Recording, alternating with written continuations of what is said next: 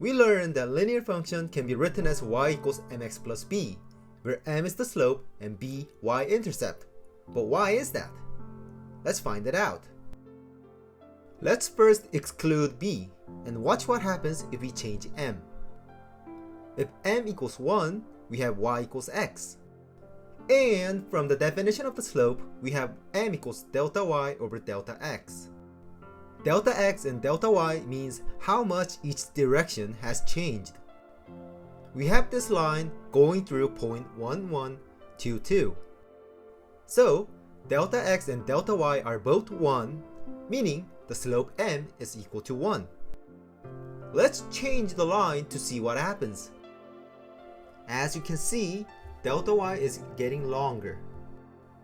Because this line goes through point 1326, we have delta x as 1, delta y as 3, meaning the slope m is equal to 3.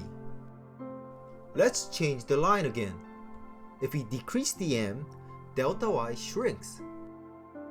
This line goes through point 1, 1/2, and 2, 1. Delta x as 1, delta y as 1/2, meaning the slope m is equal to 1/2. From these examples, we can conclude that if we decrease the m, the slope will get shallow.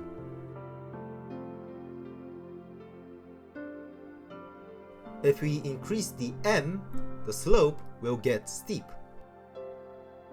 So that's why m is called slope. Now, let's give some extreme examples.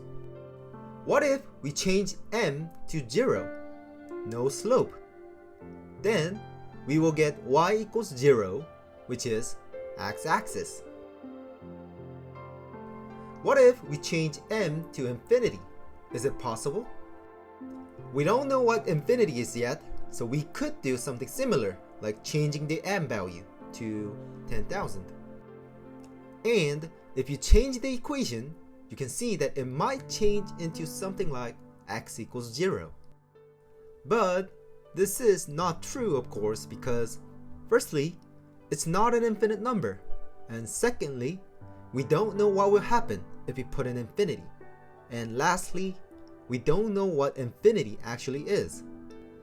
Therefore, until you learn what infinity really is, think of this animation only to grasp what line might look like if you have a very large m. That's all for m. Now let's move on to b. Let's first add b again, and let's increase b and see what happens. As you can see, all points in the line goes up. Not only at certain point, but all of it. Then, you might ask, why is b called the y-intercept? Let's see why that is true. Let us put in x equals 0 in the equation. Then, equation y is going to equal b, meaning it will go through point 0b. Let's change b and see what happens. As you can see, because y is equal to b at x equals 0, which is the intersection between the line and the y-axis, it will always point y-intercept. Even if you change the value of m, as you can see, the y-intercept is still carrying on. That's why b is called y-intercept. That's why if we have this m and b, we can draw any linear function we want.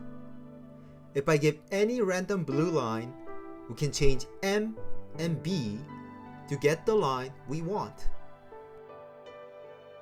So, for any given line, we can use this function y equals mx plus b to express it.